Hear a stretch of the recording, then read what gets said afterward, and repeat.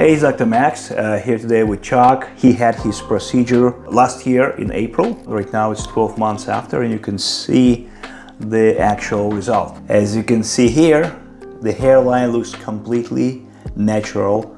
It has all the attributes of the natural hairline. The ultimate goal is to make sure when you have a hair transplant, you not actually have any evidence of that. Okay, so how do you feel now after 12 months after the procedure? Dr. Max has been fantastic, like the whole staff, but one of the best things is that Dr. Max makes you feel comfortable. He stays with you through the entire procedure. Friends, family, everyone can't get over how natural it looks, can't tell that it even had it done. It's pretty amazing. So what was the most important thing when you decided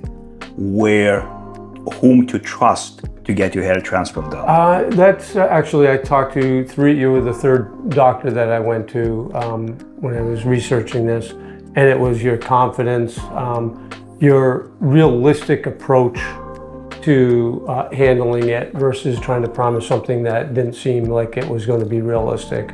Really, the fact that you're going to be there from stage one all the way through to the end as well, and just gained my confidence from that. So good. So this is probably a very important factor, right? So I always tell my patient that I'm the one who is going to be harvesting every single graft one by one, and the one who is implanted. So a lot of time when people go to what is called a name clinic, what they mean, there is a name of a doctor on the website, but this doctor is actually not in the OR hands-on. This doctor nominally supervising and running several rooms, several cases at the same time.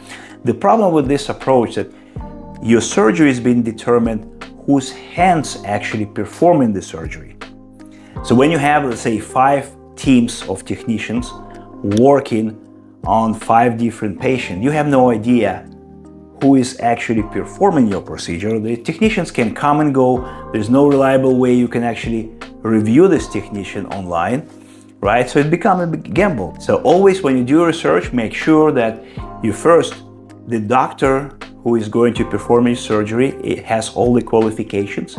And then your second question, whether these doctors with qualification actually hands-on from the beginning till the end. This gives you the highest probability of everything going well, and you get what you want at the end, because it takes 12 months to see the final result. So what do you think overall?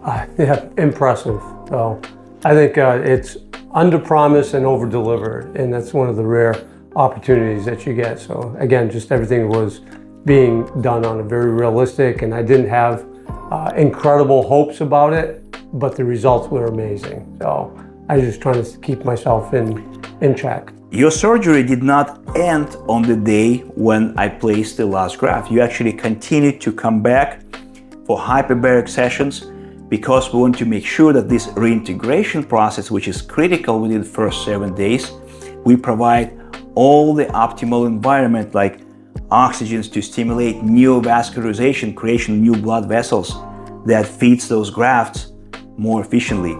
We check every day the progress, we get into the chamber, and we provide the optimal environment for the grafts to take off. I totally agree. It's you care, and that's like, it's not like the day of the surgery and then you're done and don't hear from you again. Constantly follow up, trying to make sure that you're doing the right thing so that you have the best results possible. It was very impressive.